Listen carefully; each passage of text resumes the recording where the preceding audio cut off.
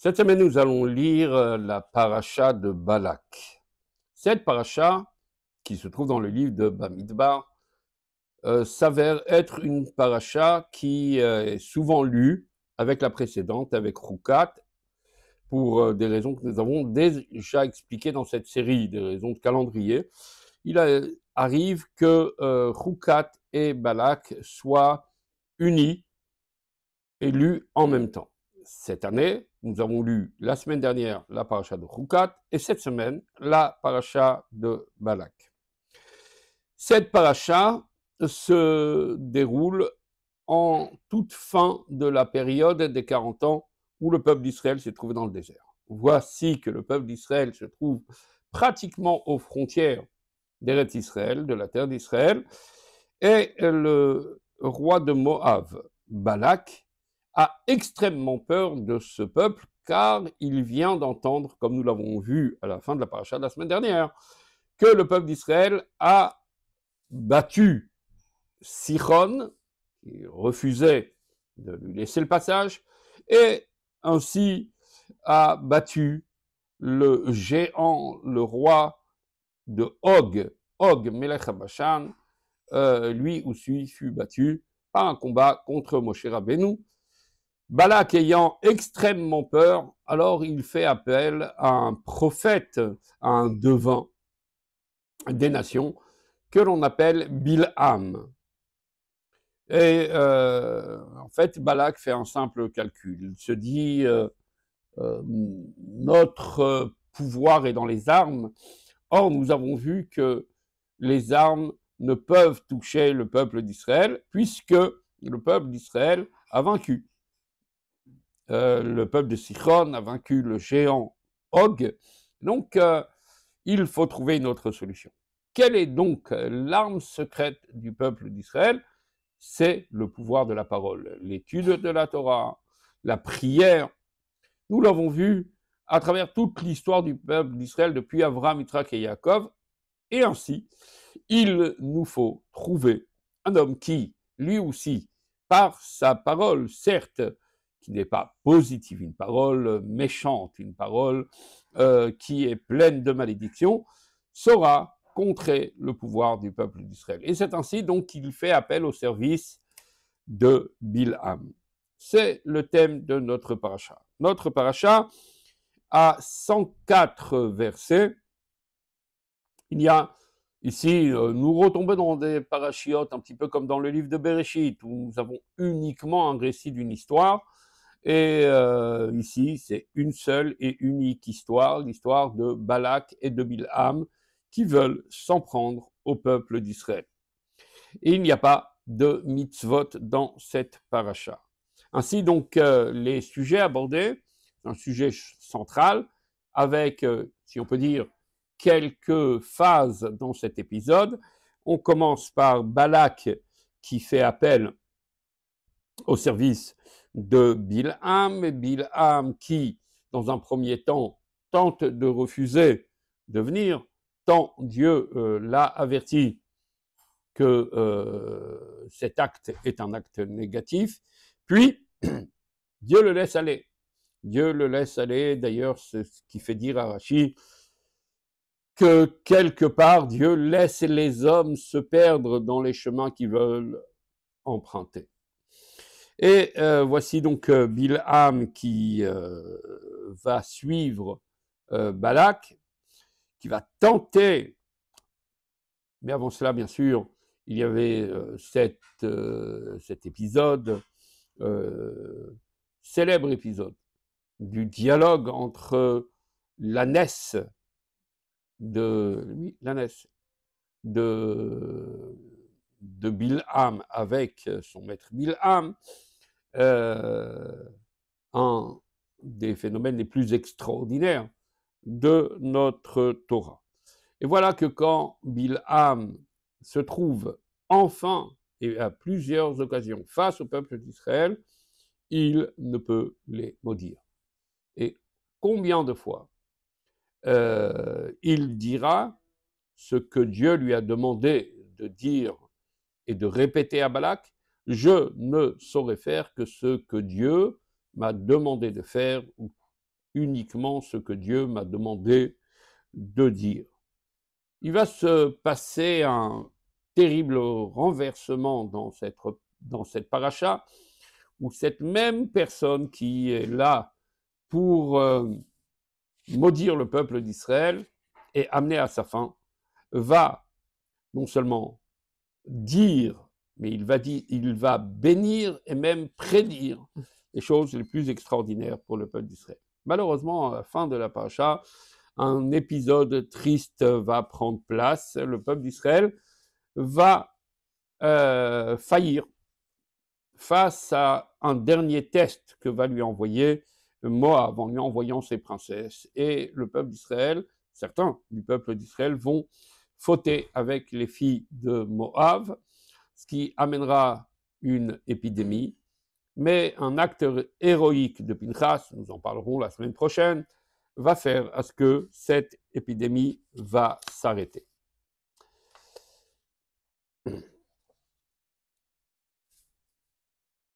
Parmi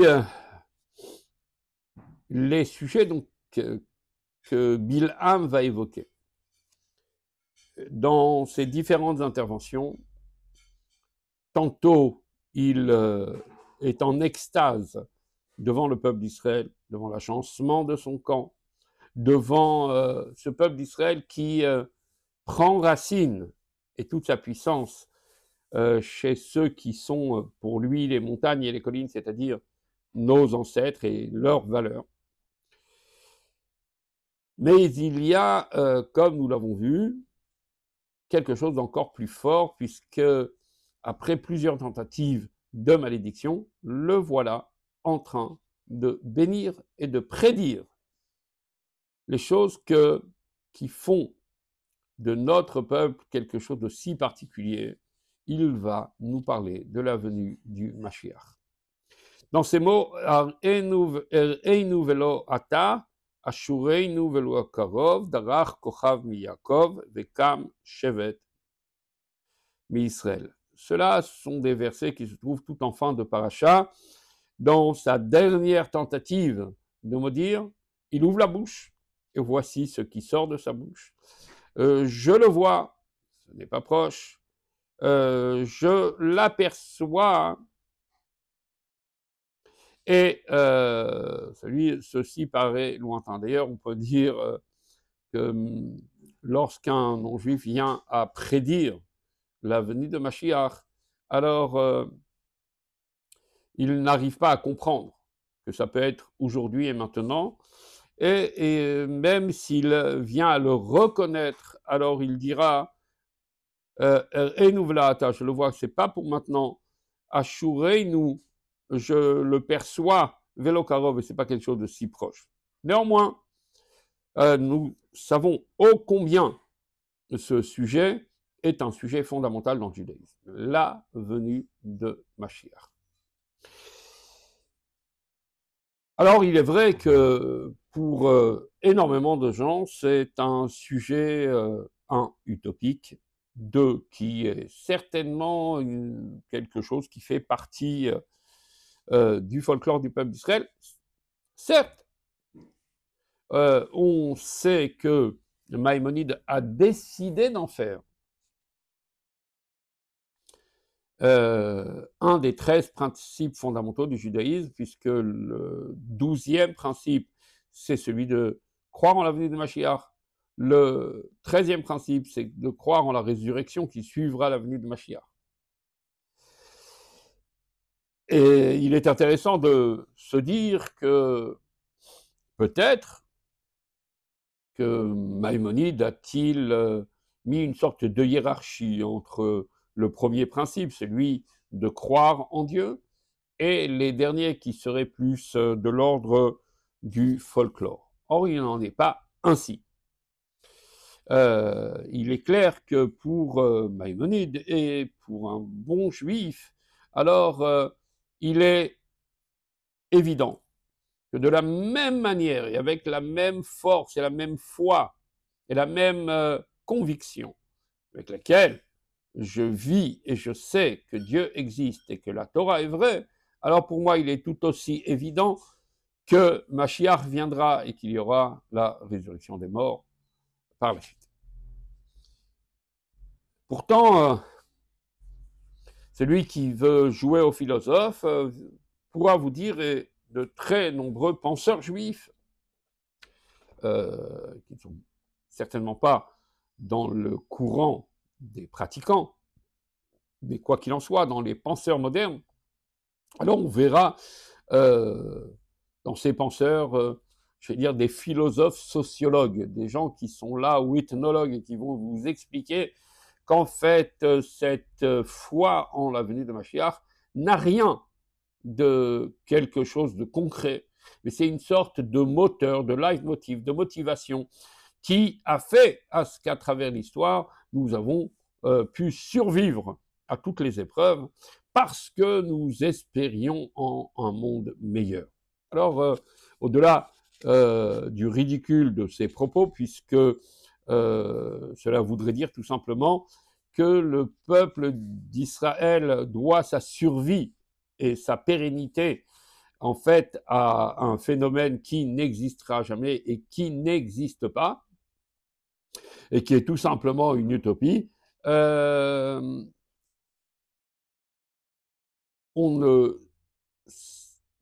n'est pas le peuple d'Israël après des millénaires d'oppression, tout simplement sur quelque chose qui tient, sur un point qui n'existerait pas.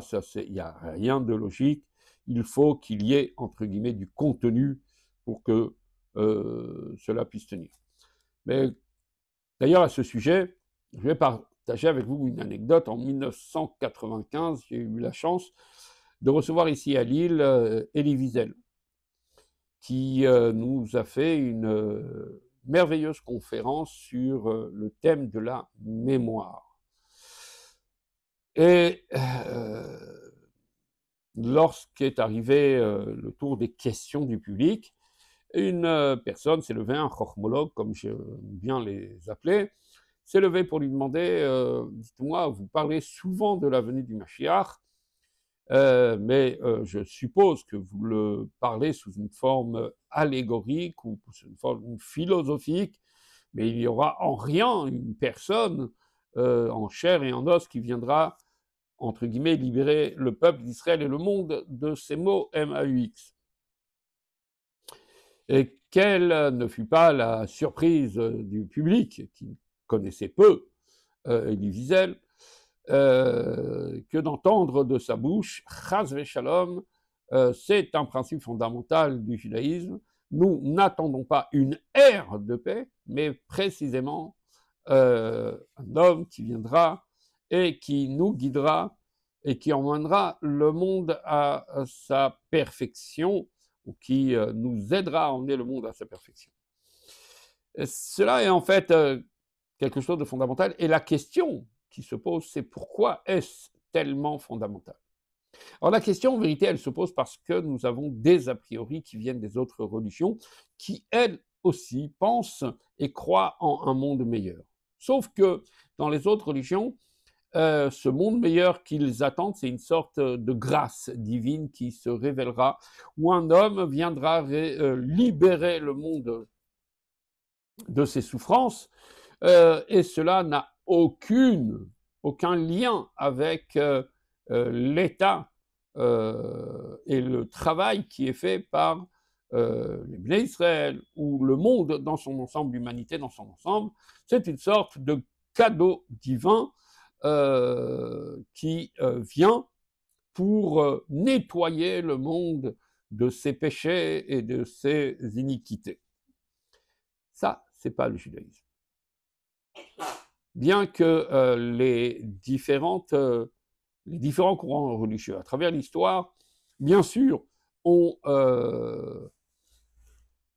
pris cet événement messianique en s'inspirant des prophéties qui se trouvent dans le Tanakh. Il est clair pour nous que notre vision des temps messianiques n'a rien à voir avec celle de la terne copie qu'en ont fait les autres courants religieux. Pour le judaïsme, c'est très simple. Dès lors que je crois en un créateur, en fait, c'est un processus de pensée, une sorte d'argumentaire. Je vois un monde, il y a un créateur. Il y a un créateur, il y a donc une raison dans la création. S'il y a une raison dans la création, ce créateur a communiqué avec les hommes et leur a donné les moyens d'apporter le monde à sa fin dans le sens de la finalité, d'accompagner la création jusqu'à sa perfection. Pour cela, il faut un mode d'emploi. Donc il y a la Torah. Là, nous comprenons bien les principes fondamentaux énoncés par Maïmonide. Il y a d'abord les principes qui ont à voir avec l'unité de Dieu, avec l'existence de Dieu, et puis par la suite, il enchaîne tout de suite avec les principes fondamentaux sur lesquels, effectivement, la Torah est une, la Torah est immuable, la Torah est divine, et puis il poursuit avec le fait que dans la Torah, il y a, pour pouvoir la faire, il y a aussi la foi entre, à l'égard, pardon, des prophètes qui vont, génération en génération, nos guides, nous interpréter cette Torah pour nous aider à l'instant du besoin de la génération de réaliser effectivement ce que Dieu attend de nous. Dès lors, dans la suite des principes, il y a le phénomène du libre arbitre et du fait que nous ne sommes pas des robots et qu'en faisant le bien et en faisant le mal, il y a des implications dans nos vies. Et tout cela dépend, bien sûr, d'un autre principe fondamental. Mais tout en poursuivant dans ces principes, alors il me doit de croire que mes actions changent le monde. Chaque acte que je fais, j'allume une bougie de Shabbat, je donne la tzedaka, je soutiens un pauvre, je visite un malade, je mets les téphilines, je fais un petit schéma, quelle que soit la mitzvah que je fais, ou la bonne action que je mène, alors je suis en train d'emmener le monde à sa perfection. Je suis en train de changer le monde. Quelque part, je suis un ouvrier dans la chaîne qui mène le monde à sa perfection et donc au temps messianique. Et là, il y a donc une logique dans ces principes et nous comprenons donc que la venue de Mashiach n'est pas attendue comme un cadeau, mais précisément comme ce temps où le monde sera à sa perfection et la volonté de Dieu sera possible, c'est-à-dire la volonté telle que Dieu la pense, si on peut dire, elle sera réalisable dans un monde qui aura guéri de ces maux, mais grâce à l'action des hommes. D'ailleurs, cela me rappelle que il existe des midrashim qui s'arrêtent sur le verset de notre paracha et qui vont dire que Darar Kochav mi Yaakov, lorsque Bilham dit qu'une étoile jaillira du peuple de Jacob, alors il y a des midrashim qui vont dire que, bien sûr, et nous le reverrons, Bilham nous parle de quoi? Bilham, en fait, nous parle du Mashiach, cette étoile qui jaillira à partir du peuple de Jacob. Mais il s'avère que quelque part, il y a un autre midrash qui nous dit que Darar Kochav min Yaakov, c'est en fait cette étoile que nous avons tous, cette étincelle divine que nous avons tous, chacun de nous, chaque individu, à l'intérieur de soi, dans le plus profond de son être, nous avons toujours cette étoile divine qui brille en nous. Le Baal Shem Tov vient et dit en fait, il n'y a aucune contradiction, car cette étoile qui brille en toi et qui est une parcelle de Dieu, c'est en fait le Mashiach qui est en toi. Et lorsque chacun développe ce Mashiach, être soi-même le Mashiach dans sa propre existence, dans sa propre famille, dans son propre foyer, dans sa propre communauté, fait à ce que le monde vient à la perfection et nous aurons alors le Mashiach tel que nous l'attendons. Il s'avère que ces versets de la fin de la paracha, Darar Kochav Yaakov Kam Shevet Israël, ils sont dits comme toutes les interventions de Bilham, a priori pour le simple lecteur de la paracha, il verra qu'à chaque fois que Bilham intervient, alors il intervient comme Vayisam Meshalo. Il est là, il dit un machal, une analogie, il parle sous une forme poétique, ce qui rend d'ailleurs la lecture de la paracha un petit peu compliquée, parce qu'il va utiliser non seulement des termes poétiques, mais une cadence poétique. Et en lisant la paracha, on peut dire, tiens, que notre cher Bilham, puisqu'au bout du compte, il nous a servi dans sa prédiction messianique et dans ses bénédictions qu'il donne au peuple d'Israël, voici que c'est un très beau poète et il ne fait que dire une chose et la paraphraser. Prenons ce premier verset. Einu velo ata, je le vois, mais c'est pas pour maintenant. Ashureinu, je l'aperçois, velo karov, mais c'est pas si proche que cela. Darar kochav mi Yaakov, voici qu'une étoile s'élancera de Yaakov, vekam shevet b'Israël, et en sceptre jaillira d'Israël. N'est-ce pas là en vérité tout et sa paraphrase?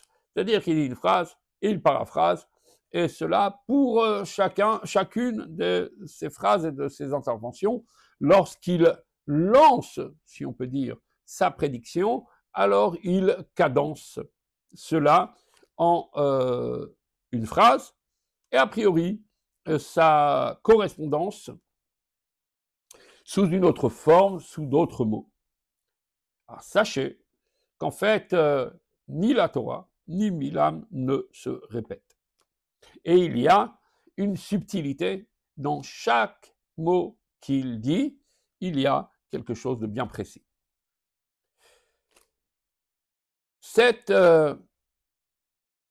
Ce passage dont nous parlons va inspirer Maïmonide. Et c'est intéressant, Maïmonide évoque cette paracha, ce passage, pas dans un livre, certes, dans ses écrits de philosophie, mais pas seulement dans ses écrits de philosophie, dans son livre de halacha, c'est-à-dire ici, nous sommes dans la loi, ce qui incombe à chacun de faire et de croire. Et voici que Maïmonide nous écrit, alors qu'il consacre la fin de son œuvre, de son opus, Yad HaChazaka, il la consacre aux lois des rois, qui dit roi, parle aussi du dernier roi d'Israël, descendant du roi David, le roi Mashiach. Ainsi, le chapitre 11 et le chapitre 12, les derniers chapitres de l'œuvre de Maïmonide, dans le dernier volume de l'œuvre légale Yad HaChazaka de Maïmonide, sont consacrés à la venue de Mashiach.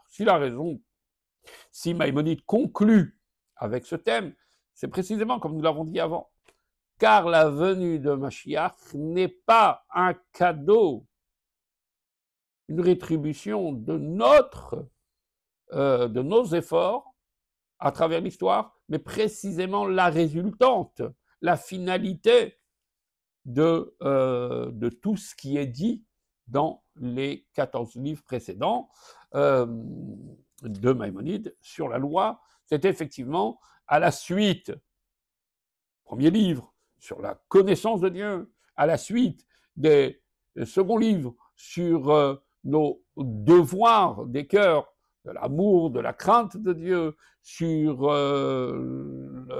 nos devoirs de prier, d'étudier, devoir d'observer les fêtes, et toutes les lois dans tout le prisme de la loi tel que c'est évoqué en détail dans Maïmonide, tout cela n'a qu'un but, celui de rendre le monde, d'amener le monde à sa perfection, qui dit perfection, un moment où il sera plus, un monde qui sera plus clair et où le divin sera plus manifeste, et il sera donc plus facile de, non seulement le monde sera à sa perfection, mais notre service de Dieu aussi atteindra de son côté la perfection. C'est la raison pour laquelle d'ailleurs le judaïsme ne pense pas qu'un pseudo-Mashiach viendrait et changerait la donne, et qu'il n'y aura plus de mitzvot à faire à cette époque-là. C'est d'ailleurs la raison pour laquelle nous rejetons toute autre tentative messianique proposée par les autres peuples, parce que précisément la vision du judaïsme et la vision de Maïmonide, c'est que le Mashiach vient te donner les moyens, et c'est cette ère dans laquelle l'homme a dorénavant les moyens de servir Dieu dans toute sa plénitude. Et Maïmonide est clair. Et il nous dit, tout celui qui ne croit pas en le Mashiach. Alors on peut y croire, mais se dire que ça viendra, comme Balak le pense, demain, après-demain, après-après-demain, dans 10 ans, dans la génération de nos enfants, dans nos arrière-petits-enfants. Et Maïmonide déclare et continue, celui qui tout simplement n'attend pas chaque jour à ce qu'il vienne. Alors sachez qu'il y a une sorte de lieu commun.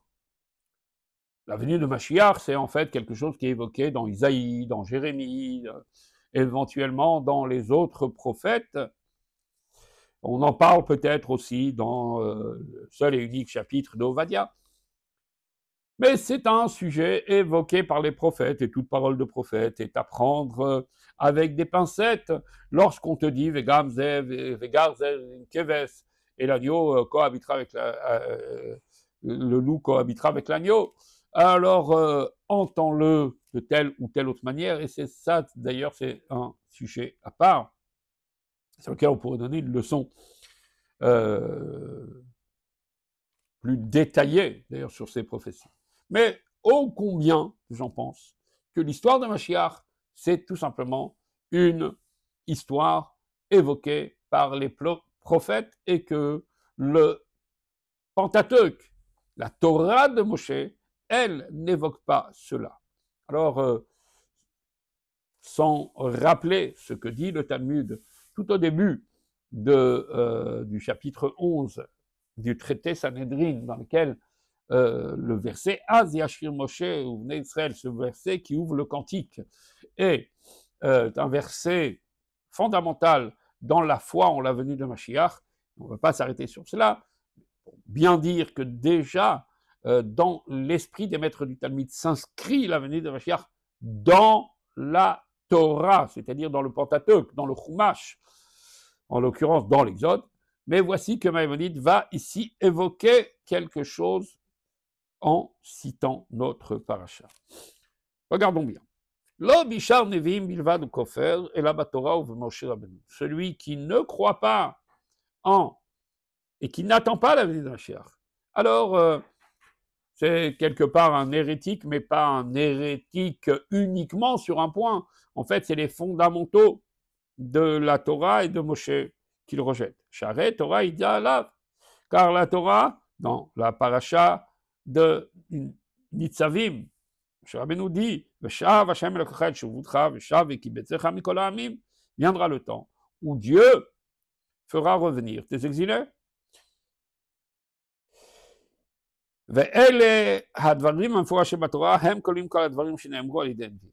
Et il s'avère que les références que nous avons dans le Chumash sur la venue de Mashiach sont en fait le germe, ou plutôt la quintessence de tout ce qui va être développé plus tard par les prophètes.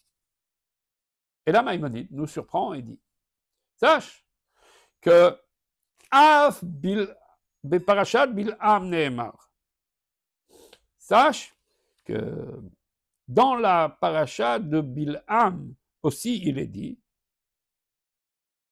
est traité de ce sujet de temps messianique. Vesham niba b'shnei ha-meshichim. Et là, Maïmonide vient nous dire et évoque ce dont je parlais tout à l'heure. Lorsque Bil'am s'amuse à paraphraser chacune de ses prédictions, en fait, il ne paraphrase pas. Chacune de ses prédictions est cadencée par deux prédictions. Une, en prenant ces mots, il nous parle ici de deux Mashiach. Le premier étant le premier Mashiach, le roi David, qui viendra libérer le peuple d'Israël de ses souffrances, ou ben Mashiach Acharon est le dernier Mashiach qui descendra de lui, chez Mashiach Israël Miad Bnei Esav, celui qui nous libérera de ce présent exil. Et voici donc que Maïmonide va reprendre verset par verset en nous disant, vois-tu, Einu velo ata, je le vois, mais ce n'est pas pour maintenant. Eh bien là, il s'agit du roi David. Et lorsqu'il dit Ashureinu velo karov, ce n'est pas une paraphrase. Je le perçois, mais ce n'est pas proche. Là, il s'agit de Mashiach. Lorsqu'il dit Darar kochav mi Yaakov, jaillira une étoile du peuple de Jacob, il s'agit de David. Vekam shevet be'Israël, et viendra le sceptre pour le peuple d'Israël, là, il s'agit de Mashiach. Ou Machatz Pate Moab, il écrasera les bataillons de Moab, c'est le roi David.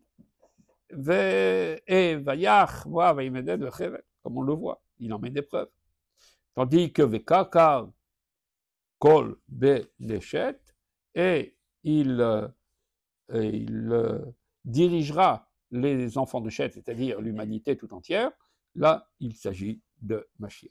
Et ainsi, donc, Maïmonide continue dans son analyse en expliquant qu'ici, il ne s'agit pas du tout de paraphrase, mais Bil'am cadence et régule ses prédictions en nous parlant tantôt de David, tantôt de Mashiach. Il y a ici quelque chose de très très fort. Parce qu'en fait, quel est l'intérêt de, alors que tu parles de l'avenir de Mashiach, de nous dire que Bil'am a aussi prédit au sujet du roi David? Tout simplement parce que tu serais amené à croire que peut-être les prédictions de Bil'am sont, somme toute, les prédictions d'un devin, d'un prophète des nations. Ont-elles véritablement de l'importance? Vont-elles se réaliser? Hormis le fait que si la Torah a pris la peine de les citer, c'est qu'elles ont effectivement des incidences sur l'histoire du peuple d'Israël. Mais la raison pour laquelle Maïmonide trouve bon de détailler et de nous dire, vois-tu, la première phrase parle de David et la seconde parle de Mashiach. Qu'est-ce qu'il a envie de nous dire par là?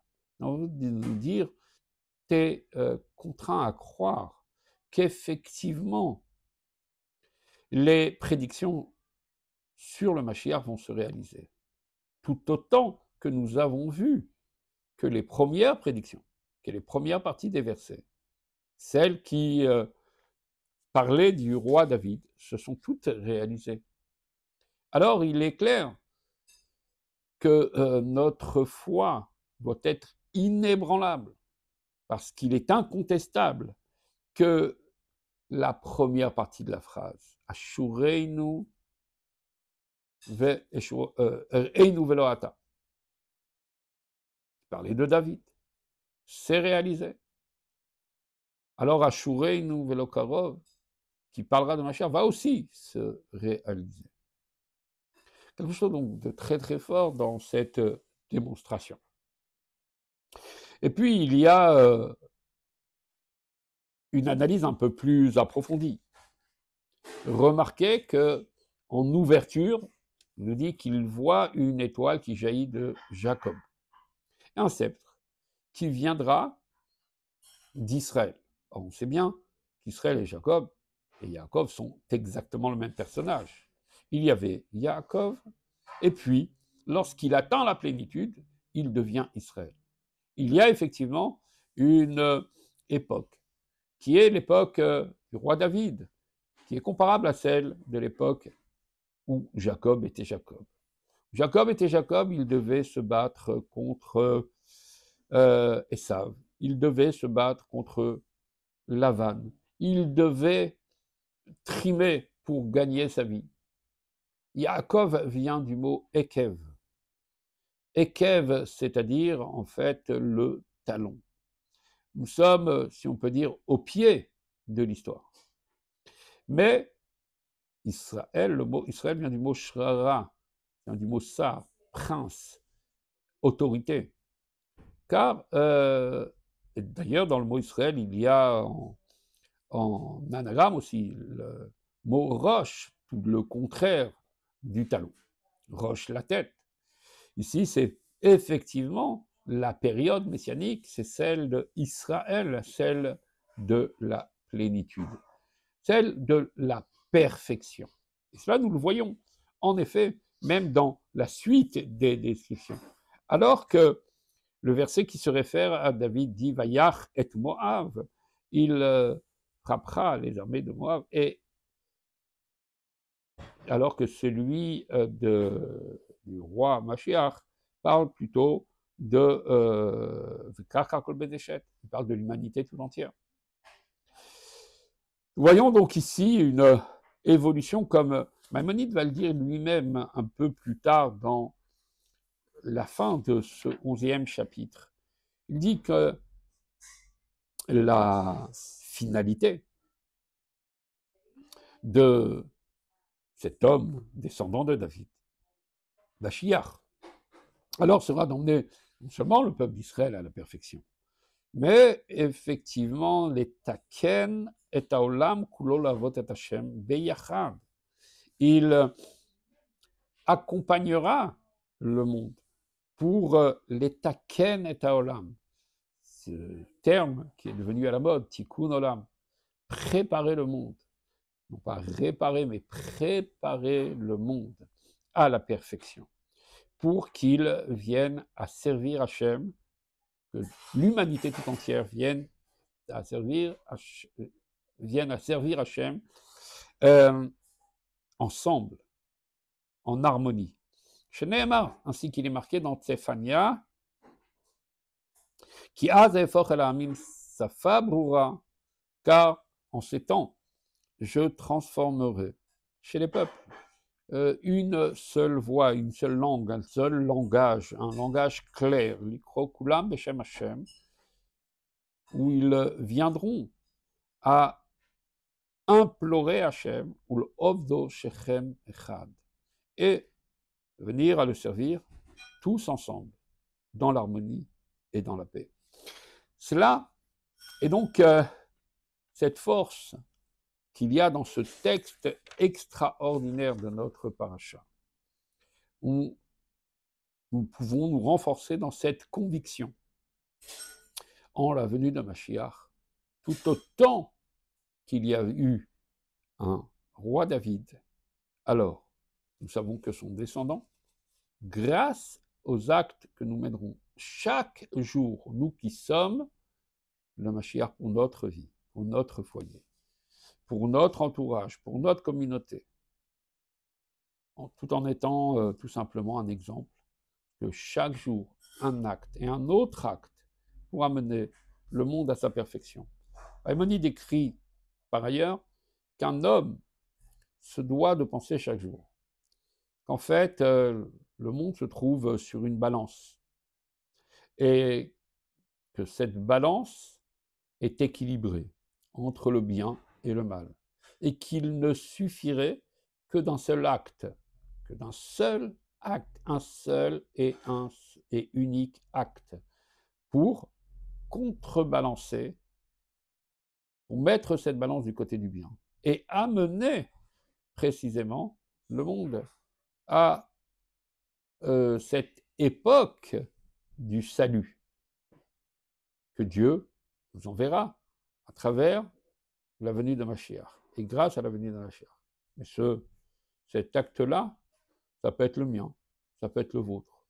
Mais chacun doit se dire que ça ne dépend pas de l'autre, car le Mashiach que l'on attend dépend du Mashiach que nous sommes.